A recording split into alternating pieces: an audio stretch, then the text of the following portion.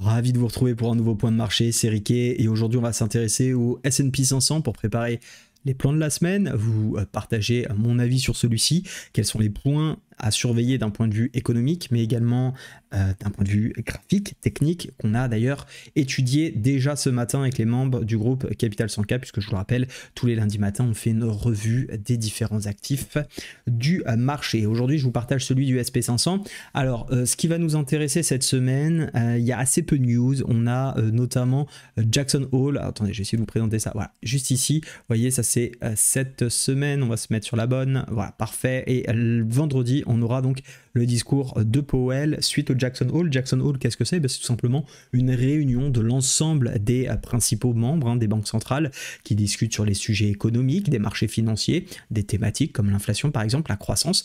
Et donc à partir de là, une certaine prise de décision, d'orientation sont faites et celles-ci nous seront notamment partagées lors de ce discours et surtout. Pourquoi on va regarder? Ça va tout simplement essayer de nous donner au marché, j'entends quand je dis on, c'est au marché de donner des pistes, en tout cas sur la politique qui va être prise notamment par la Fed, puisque c'est celle que tout le monde attend quant à ces taux directeurs, puisque je vous le rappelle, le marché s'attend à 2 voire 3 baisses des taux d'ici la fin de l'année et dès le mois de septembre. On aura également potentiellement des informations qui nous seront communiquées à compter de mercredi avec les minutes de la Fed, qui est tout simplement également un compte rendu des différents banquiers centraux, cette fois-ci de la banque américaine, et qui nous partagent un petit peu leur perspective et vue d'ensemble sur le marché américain notamment, marché mondial de manière plus large, mais surtout sur ce qu'ils comptent faire dans les prochains jours. Donc vous voyez, peu de catalyseurs. Le jeudi, on aura les PMI qui viendront peut-être aussi animer le marché avec les inscriptions hebdomadaires au chômage, mais on n'est pas sur des énormes news comme on avait pu potentiellement l'avoir la semaine dernière avec l'inflation. On est sur quelque chose d'un peu plus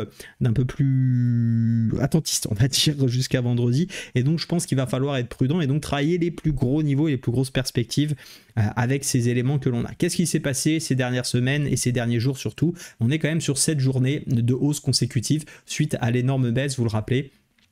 Pour ma part, j'étais en dehors des achats tant qu'on était sous cette zone. Il s'avère qu'on n'a jamais eu de signaux de vente, donc je n'ai pas vendu. J'ai laissé cette hausse se faire sans moi et on a commencé à retravailler à partir de différents niveaux qu'on avait étudiés notamment la semaine dernière. Et donc je vous invite à aller voir les vidéos si celles-ci vous intéressent pour voir un petit peu comment on construit progressivement des plans. L'idée, c'est pas forcément de prendre systématiquement à l'instant T, mais plutôt d'accompagner les plans. Nous, on avait un plan, c'était de vendre si effectivement, et tant d'ailleurs qu'on était en dessous de ce niveau-là. La reprise avec cette avalante nous avait mis une petite alerte. La deuxième ici nous a complètement annulé nos plans, donc on a arrêté de chercher les ventes et on est reparti dans le sens des acheteurs, tout simplement parce que on n'est plus dans la dynamique baissière, en tout cas court terme, dans laquelle nous étions, et on le voit assez bien ici avec ce 4 heures, cette jolie zone de consolidation et d'accumulation qui s'est faite, dans laquelle nous sommes repartis.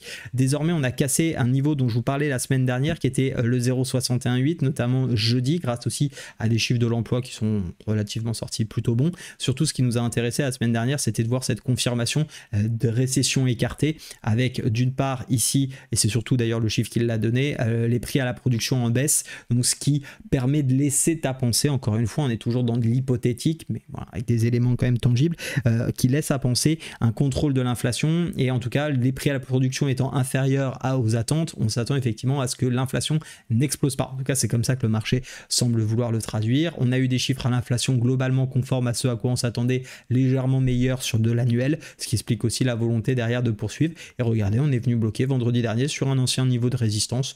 Voilà, de la technique, j'ai envie de dire, un niveau identifié sur les 5600, un petit peu en dessous, et pour le moment, ça bloque. En une heure, on peut également observer ici que ça diverge légèrement. Alors c'est pas totalement de la divergence, encore une fois, est-ce que vraiment ça vaut le coup de prendre en considération ces bougies du lundi matin où il ne se passe absolument rien? Mon avis, vous le connaissez, c'est évidemment que non. De fait, de plan, nous sommes de nouveau dans une dynamique haussière pour cette semaine. On n'a pas d'énormes catalyseurs, je m'attends pas à des ultra accélérations avant mercredi, ni avant d'ailleurs vendredi. Je pense qu'on va être dans un marché plutôt attentiste, et quand on est dans ces configurations de marché, comme on n'a pas de grosses news, ça ne veut pas dire qu'il va rien se passer, ça ne veut pas dire qu'on ne doit rien faire, on a le droit aussi, mais plutôt qu'il faut être plus prudent à mon sens sur les gros niveaux identifiés, sur les tendances à travailler. Donc mon premier objectif, c'est de voir effectivement si on a une cassure franche de ce niveau ici des 5900, on va parler des 5000 Ouais, 5600, soyons à l'arrondi. Les 5600, on casse cette zone, bah on continue. Pourquoi? Parce que vous le savez, hein, l'objectif, je vous en avais parlé la semaine dernière, c'est si on arrivait à reprendre ce niveau des 5491, bah l'objectif derrière, c'était à moyen terme d'aller chercher les 5721. Sur les plus petites unités de temps, quand on travaille sur du swing trading un peu plus dynamique, voire du day trading, bah finalement, on cherche des niveaux intermédiaires sur lesquels les prix peuvent bloquer, sur lesquels on prend nos profits, on attend les confirmations, on peut y aller.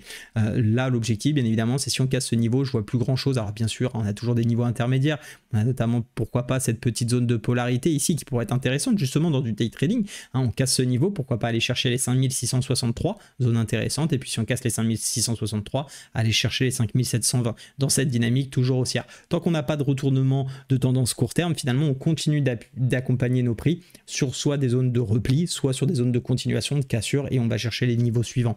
Ici, si jamais on bloque cet après-midi parce que le marché estime qu'on est suffisamment monté suite à la hausse, en tout cas qu'il n'y a pas suffisamment d'acheteurs pour pousser encore les prix, pourquoi pas avoir une petite correction et finalement revenir dans toute cette zone. La première, ça serait les 0,618. Vous voyez, on avait une ancienne zone ici qui a été franchement cassée avec cette bougie. Elle n'a pas du tout été retravaillée, cette zone de prix. Bah, si on retrouve un petit signal acheteur ici sur du H1 par exemple, pourquoi pas essayer de se positionner pour une nouvelle fois aller chercher ce dernier point haut en attente de cassure sur lequel on essaiera de travailler par la suite. Là, on est plutôt dans une approche day trading, on accompagne le prix dans le sens des tendances. Si jamais on corrige un petit peu plus bas, on aura bien évidemment cette zone de polarité, je vous la remets sur les plus grosses unités de temps, hein, cette grosse zone ici qui nous avait d'ailleurs invalidé notre setup acheteur au niveau du 2 août. Alors j'ai mon ordinateur et surtout ma souris qui coince. Allez, vas-y, essaye de finir le job. Elle patine un petit peu, donc on va attendre qu'elle se remette, mais cette zone du 2 août, comme vous pouvez l'observer, qui avait donc lâché et qui nous avait permis d'aller chercher derrière beaucoup plus bas les prix sur les 5200, zone turquoise que vous avez, et qui a permis bien évidemment derrière de repartir, de faire l'accumulation et donc de reprendre. Donc ici, cette zone sera évidemment essentielle à ne pas lâcher. Si jamais elle lâche, alors d'ici là, on aura l'occasion de se reparler. Je ne vois pas de gros catalyseur jusqu'à au moins mercredi, voire vendredi, qui permettrait de lâcher cette zone. Mais encore une fois, attention à ne pas avoir de certitude sur les marchés financiers. Tout est possible, tout peut arriver. On a des plans, on est prêt. Pour moi, c'est des achats, pas de vente ici. Alors ceux qui veulent s'amuser à vendre ici pour aller chercher là, pourquoi pas? Pour moi, c'est du contre-tendance, ça ne m'intéresse pas. Je reste dans le sens de la dynamique acheteuse, chercher à payer les gros niveaux comme d'habitude et accompagner progressivement. On a pas mal parlé de day trading. En swing, on est effectivement sur cette approche. On peut essayer de payer cette petite zone de polarité et aller chercher 100%. En cas de correction un petit peu plus importante, avec un signal peut-être plus franc sur cette zone justement de polarité, plus marquée à mon sens, mais plus intéressante, quoique celle-ci reste quand même globalement propre, hein, il n'y a rien à redire. On a cette zone aussi qui peut être intéressante en venant s'invalider justement sous l'ancienne zone de support, pardonnez-moi, pour aller rechercher les derniers points hauts, en espérant effectivement d'avoir derrière un discours plutôt favorable quant à une baisse des taux. Je termine cette vidéo juste pour vous dire que sur mon canal Telegram et par mail aujourd'hui, je vais sortir donc ma formation sur le money management et la gestion de risque. Il y aura une promotion qui sera faite auprès des personnes qui sont sur mon canal Telegram et dans ma liste email. Donc si vous voulez nous rejoindre, bah vous avez le lien en description. Vous pourrez profiter de cette promotion, ne serait-ce que pour la découvrir. Rien ne vous empêche de ne pas la prendre, bien entendu, mais vous allez voir que c'est quand même une formation qui, si vous le débutez, est essentielle pour bien calculer ses tailles de position, pour savoir pourquoi il faut mettre du risque-reward, comprendre les stratégies aussi à mettre en place et l'importance du money management. Je vous fais le détail dans ces différents mails et Telegram, donc n'hésitez pas à me rejoindre. En attendant, je vous souhaite d'être prudent sur les marchés et je vous dis je vous souhaite surtout, pardonnez-moi, une très belle journée. J'ai du mal à finir. Allez, à très vite. Ciao.